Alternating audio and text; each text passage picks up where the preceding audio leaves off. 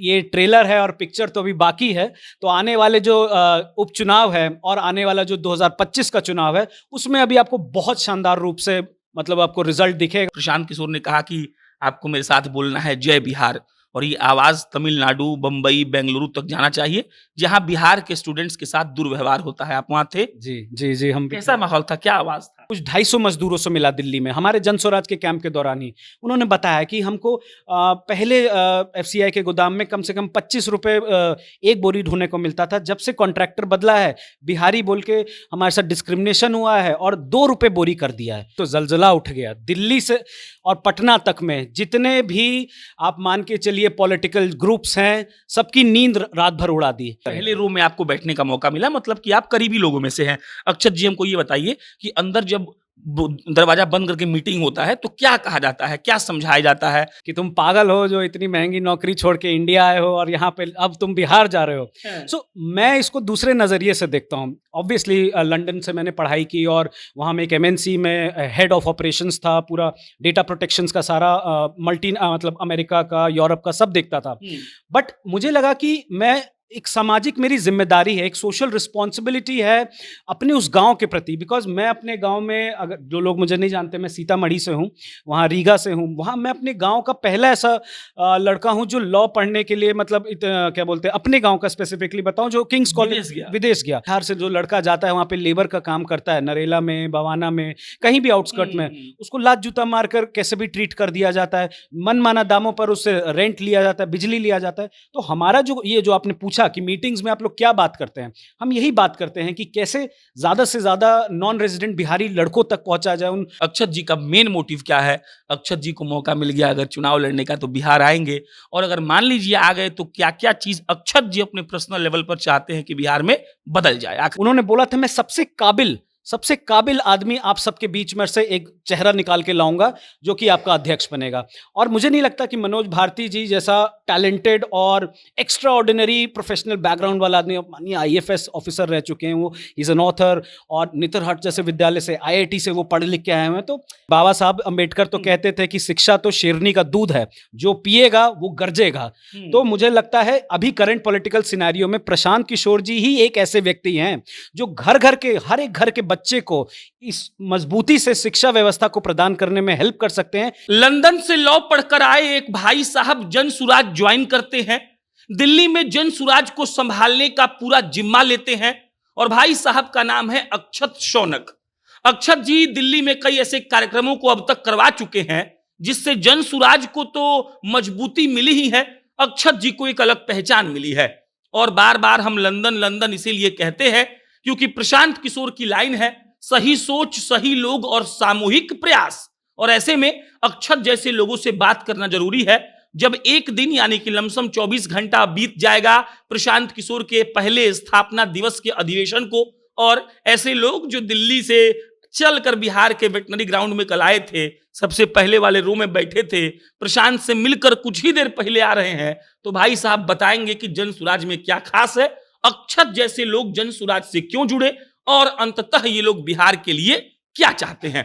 अब नमस्कार स्वीकार करिए, मेरा नाम प्रशांत है और आप जनता जंक्शन देख रहे हैं। अक्षत जी बहुत बहुत स्वागत है। धन्यवाद प्रशांत भाई। हम आप बोलिए। हाँ। जी, पहला सवाल यही है कि कल का माहौल पे हम चाहते हैं, क्योंकि एक साथ 1-2 लाख लोगों को शायद आपने जिंदगी में इससे पहले नहीं देखा होगा, क्या अनुभव था, कहां बैठे थे, क्या महसूस हुआ, फर्स्ट रिएक्शन दीजिए। देखिए, एक शब्द अगर एक लाइन में बोलूं तो ज़लज़ला उठ गया। दिल्ली से और पटना तक में जितने भी आप मान के चलिए पॉलिटिकल ग्रुप्स हैं, सबकी नींद रात भर उड़ा दी। क्योंकि जब 2 लाख लोग अपने गांव से चलकर अपने उस नेता के लिए आए और स्थापना दिवस में मजबूती से कंधे से कंधा लगाकर इस पार्टी को खड़ा किया, तो ये बहुत स्वाभाविक है कि ना केवल बिहार बल्कि दिल्ली तक के जो पॉलिटिकल कॉरिडोर्स हैं उनमें एक बहुत बड़ी हलचल मच चुकी है कि जन स्वराज को जो लोग अभी तक बहुत लाइटली ले रहे थे, as a casual option treat कर रहे थे, everyone has started taking it with very serious like opinions, and बहुत सूझबूझ के साथ सब लोग इसको देख रहे हैं। प्रशांत जी को अब और सीरियसली ऑब्जर्व कर रहे हैं क्योंकि 2 साल से उन्होंने जितनी मेहनत की थी उसका एक ये छोटा, मैं बोलूँगा, ट्रेलर है। और जैसा कहते हैं कि ये ट्रेलर है और पिक्चर तो अभी बाकी है, तो आने वाले जो उपचुनाव है और आने वाला जो 2025 का चुनाव है उसमें अभी आपको बहुत शानदार रूप से मतलब आपको रिजल्ट दिखेगा और लगेगा कि जो ये सच में इतना शुद्धता से जो प्रयास किया हमारे पार्टी के लीडर प्रशांत जी ने, वो आपको कहीं ना कहीं जमीन पे बहुत स्ट्रांगली ट्रांसलेट होते दिखेगा। एंड दैट्स रियलिटी ऑल्सो, जो मुझसे बेहतर आप भी देख ही रहे होंगे। बहुत सारे सवाल है मेरे पास, लेकिन पहला सवाल ये है कि लोग बड़ा एक्साइटेड होता है उस आदमी को देखकर जो बाहर ओहर से पढ़ उड़ के आता है। हम जो पता किए तो मालूम चला कि बढ़िया पैसा भी कमा रहे हैं, लाखों में खूब अच्छा जीवन जी रहे हैं, सूट पहन के बैठे हैं। क्या जरूरत था जन सुराज या किसी पॉलिटिकल पार्टी में जुड़ने का, मतलब का धूल फांकने का, जाके बैठने का धूप में? बढ़िया जीवन तो जी ही रहे थे दिल्ली में, क्या जरूरत था? क्यों जुड़े? और आपके जैसा लोग जो इंटेलेक्ट क्लास में आता है वो क्यों जन सुराज को चुन रहा है? देखिए, मेरे जितने शुभचिंतक हैं उन्होंने इस सवाल पूछ पूछ के मुझे ग्रिल बहुत बार कर दिया है कि तुम पागल हो जो इतनी महंगी नौकरी छोड़ के इंडिया आए हो और यहाँ पे अब तुम बिहार जा रहे हो। सो मैं इसको दूसरे नज़रिए से देखता हूँ। ऑब्वियसली लंदन से मैंने पढ़ाई की और वहाँ में एक एमएनसी में हेड ऑफ ऑपरेशंस था, पूरा डेटा प्रोटेक्शंस का सारा मतलब अमेरिका का, यूरोप का सब देखता था। बट मुझे लगा कि मैं एक सामाजिक मेरी जिम्मेदारी है, एक सोशल रिस्पॉन्सिबिलिटी है अपने उस गांव के प्रति। बिकॉज मैं अपने गांव में, अगर जो लोग मुझे नहीं जानते, मैं सीतामढ़ी से हूँ, वहाँ रीगा से हूँ। वहाँ मैं अपने गांव का पहला ऐसा लड़का हूँ जो लॉ पढ़ने के लिए, मतलब क्या बोलते हैं, अपने गांव का स्पेसिफिकली बताऊँ, जो किंग्स कॉलेज विदेश गया। हाँ। तो बहुत बड़ी बात थी। बहुत लोग मेरे को आशा की, मतलब लोगों की आंखों में वो आशा थी कि हाँ कुछ करके आएगा तो हमारे लिए भी कुछ करेगा। तो अगर मैं वहाँ सेटल हो जाता तो I think that would be very selfish of me too. मैं चाहता हूँ कि जो ये कहा जाता है कि यदि एक परिवार में कोई आदमी शिक्षित हो जाए तो आने वाली पीढ़ियां सुधर जाती हैं। मैं चाहता हूं कि जो जितना भी मुझे नॉलेज है, जो भी दुनियादारी का एक्सपीरियंस है, मैं अपने गांव के, अपने ज़िले के हर एक बच्चे को उसके लिए प्रयास करूं, ताकि मेरा ही नहीं, कलेक्टिवली पूरे समाज का एक बेहतर भविष्य हम लोग बना सकें। And I think Prashant ji ने उसमें मुझे और मेरे जैसे कई सैकड़ों युवाओं को, जो बहुत बड़ी बड़ी यूनिवर्सिटी से पढ़ के बहुत बड़ी बड़े पदों पे काम करके आ गए, हमें एक प्लेटफॉर्म दिया है, नो नॉनसेंस प्लेटफॉर्म दिया है, जहां पे हम आके अपनी कंस्ट्रक्टिव एनर्जीज को युवाओं के लिए, महिलाओं के लिए, बुजुर्गों के लिए उसे यूज कर सकें। और ऐसा ही हमारे पार्टी में बहुत ही कैजुअल वो अफेयर भी है कि हम लोग सारे जितने बाहर से पढ़े हैं, जितने अच्छी अच्छी जगहों से सब लोग पढ़े हैं, हम लोग बहुत ईमानदारी से और खुल के फुल एक्सेसिबिलिटी के साथ प्रयास कर रहे हैं। अभी पहले रो में आपको बैठने का मौका मिला, मतलब कि आप करीबी लोगों में से हैं। अक्षत जी, हमको ये बताइए कि अंदर जब दरवाजा बंद करके मीटिंग होता है तो क्या कहा जाता है, क्या समझाया जाता है? आपकी पार्टी का मोटिव क्या है जो दरवाजे के पीछे है, जो लोग को मालूम नहीं है? सच क्या है? देखिए, प्रशांत जी से ज़्यादा ट्रांसपेरेंट आदमी मैंने अपनी लाइफ में नहीं देखा है। मेट बहुत ज़्यादा पॉलिटिशियन से, मैं भी मिला हूँ, आप भी मिले हैं, इंटरव्यू जो सुन रहे होंगे वो लोग भी सैकड़ों पॉलिटिशियंस को जानते होंगे। लेकिन प्रशांत जी की जो खूबी है, उनसे ज़्यादा ट्रांसपेरेंट आदमी नहीं। आप उनके घर शेखपुरा हाउस चले जाइए, कभी भी चले जाइए, वो टहलते हुए आपको मिल जाएंगे। आप किसी मीटिंग में, पदयात्रा में चले जाइए, वो आपको हाथ मिला के कंधा, because he is a people's leader. और वो लीडर से ज़्यादा मैं बोलूँगा हर आदमी को अपने मतलब साथी के रूप में देखते हैं, उसको मजबूत करने के रूप में देखते हैं। तो ऐसी हमारी क्लोज डोर मीटिंग्स में ऐसा कुछ स्पेसिफिक नहीं होता है। मैं दिल्ली एनआरबी में, अभी हमारा एक चैप्टर है, उसमें हम जितने भी बिहार के लोग जो दिल्ली में रहते हैं, उन्हें हम नॉन रेजिडेंट बिहारी जो हैं, उनको एक मंच पे लाना चाह रहे हैं। और प्रशांत जी ने बहुत प्यारा मैसेज दिया है, मतलब बिहारी ब्रदरहुड का एक उन्होंने मैसेज दिया है कि बिहारी ब्रदरहुड के अंतर्गत हमको क्या करना है कि हम उन लोगों को कंधे से कंधा मिलाकर उनके लिए खड़े रहे। मान लीजिए बिहार से जो लड़का जाता है वहाँ पे लेबर का काम करता है, नरेला में, बवाना में, कहीं भी आउटस्कर्ट में, उसको लात जूता मारकर कैसे भी ट्रीट कर दिया जाता है, मनमाना दामों पर उससे रेंट लिया जाता है, बिजली लिया जाता है। तो हमारा जो आपने पूछा कि मीटिंग्स में आप लोग क्या बात करते हैं, हम यही बात करते हैं कि कैसे ज़्यादा से ज़्यादा नॉन रेजिडेंट बिहारी लड़कों तक पहुँचा जाए, उन लोगों तक पहुँचा जाए कि अगर हमारे छोटे से प्रयास से या कलेक्टिव एफर्ट से उनकी ज़िंदगी में कुछ बेहतरी हो सके, तो बिल्कुल हम वो करने का प्रयास करते हैं। तो दैट्स द ओवरऑल मोटिव, जिस पे ब्रेनस्टॉर्मिंग होती है, हमारी ग्रिलिंग होती है कि कैसे हम मैक्सिमम से मैक्सिमम लोगों को अप्रोच करें। हम अभी सोच रहे थे, जैसे आज जो प्रशांत जी से मीटिंग, हमने यही बोला कि हम ज़्यादा से ज़्यादा लोग, 1 लाख लोग, 2 लाख लोग दिल्ली में कम से कम, उनको एक लगे कि हाँ हमारा कोई भाई है जो हमारे लिए खड़ा है, कि हमें कोई भी विपत्ति होगी तो हम इनको फ़ोन कर सकते हैं, ये रात में भी हमारे लिए आके बिहारी होने के कारण हमारे साथ खड़े हैं। इससे बड़ा ऑब्जेक्टिव मुझे नहीं लगता है कोई अभी तक है। कल वेटनरी ग्राउंड में जब प्रशांत किशोर ने कहा कि आपको मेरे साथ बोलना है जय बिहार, और ये आवाज़ तमिलनाडु, बम्बई, बेंगलुरु तक जाना चाहिए, जहां बिहार के स्टूडेंट्स के साथ दुर्व्यवहार होता है, आप वहां थे? जी जी जी, हम कैसा माहौल था, क्या आवाज़ था? देखिए, बड़ा इमोशनली को लोग कनेक्ट कर गया इस लाइन से ना। उत्साह इतना ज़्यादा था ना कि आप जब वो बोलते हैं उसमें ही मतलब लोग वैसे ही चार्ज्ड अप हो जाते हैं। तो मतलब लोग भावुक हो गए, क्योंकि सबके घर से कोई ना कोई है जो इन राज्यों में काम कर रहा है। कोई कर्नाटक में है, कोई बंगाल में है, कोई दिल्ली में है। सब अपने घर बताता है कि आज हमारे साथ क्या हुआ। आज मतलब मैं आपको एक बहुत छोटा एग्जांपल दूंगा। अभी मैं एफसीआई के गोदाम के कुछ 250 मजदूरों से मिला दिल्ली में, हमारे जन स्वराज के कैंप के दौरान ही। उन्होंने बताया कि हमको पहले एफसीआई के गोदाम में कम से कम 25 रुपए एक बोरी ढोने को मिलता था। जब से कॉन्ट्रैक्टर बदला है, बिहारी बोल के हमारे साथ डिस्क्रिमिनेशन हुआ है और 2 रुपए बोरी कर दिया है। और मतलब वो लोग उसको ऑब्जेक्ट कर रहा है तो उनको लात जूता मार के बाहर कर दिया। हम लोग उस पे अभी लगे हुए हैं, उनकी हेल्प कर रहे हैं। तो ये वो घर पे भी बताते हैं। तो वही जो जब उनके रिप्रेजेंटेटिव, उनके फैमिली मेंबर, उनके भाई माँ बाप, जब कल हमारी रैली में जो आए थे, महिलाओं की इतनी बड़ी संख्या आई थी कि आप शॉक्ड हो जाइएगा देख के कि अभी पार्टी बनी भी नहीं है। जो सबसे मजेदार बात है कि अभी तो पार्टी बनी ही नहीं है। और जब उसकी स्थापना हो रही है, उसमें आप मानिए 2-2.5 लाख लोगों का जन सैलाब खड़ा था। पूरा एकदम रोड ब्लॉक हो गया, ग्राउंड में जगह एकदम टाइट था।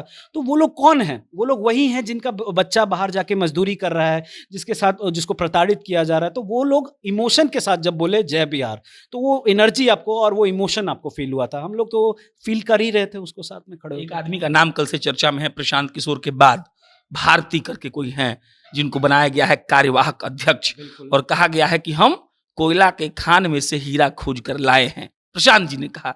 अब अक्षत जी बताएं कि क्या है भारती जी का एजुकेशनल क्वालिफिकेशन, क्यों उनको चुना गया, भारती जी क्या करने वाले हैं? देखिए, प्रशांत जी की एक बहुत ही अच्छी खूबी है।